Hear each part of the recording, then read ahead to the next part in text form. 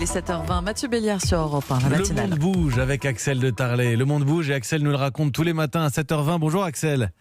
Bonjour Mathieu. Après le coronavirus, le virus informatique. EasyJet est menacé de faillite à cause d'une attaque informatique.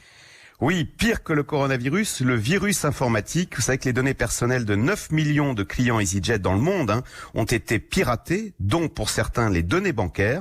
Et bien résultat, un cabinet d'avocats a lancé une action collective réclamant jusqu'à 20 milliards d'euros d'indemnisation, c'est-à-dire la faillite pour une entreprise EasyJet qui pèse en bourse moins de 3 milliards. Vous voyez, exactement comme le coronavirus, un virus informatique s'attaque à l'offre et à la demande. Donc côté offre, les pirates exigent une rançon sous peine de bloquer toute votre informatique. Et puis côté demande, les clients vous attaquent en justice.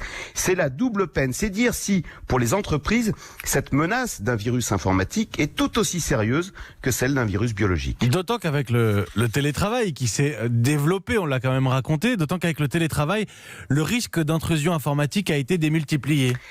Exactement, aux États-Unis, selon le FBI, les attaques informatiques ont quadruplé avec le confinement. Et pour cause, on travaille depuis chez soi, donc sur des ordinateurs peu sécurisés, qui servent à toute la famille, aux enfants qui vont sur des sites plus ou moins sûrs. Vous voyez, il n'y a aucun geste barrière, comme on dit, entre l'informatique privée et l'informatique professionnelle, ce qui facilite grandement la tâche des pirates. Et que disent les assurances, Axel ? Est-ce qu'elles prennent en charge les attaques informatiques ?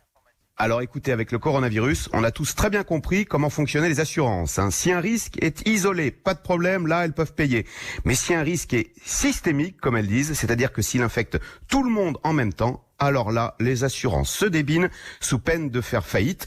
Donc oui, c'est la grande crainte du moment, c'est ce que certains appellent un 11 septembre du cyber, une attaque mondiale et simultanée qui nous imposerait alors non pas un confinement, mais un retour au papier, crayon, gomme. Merci Axel de Tarlet. Tiens, crayon et gomme, ça fait longtemps que j'ai pas utilisé une gomme, moi.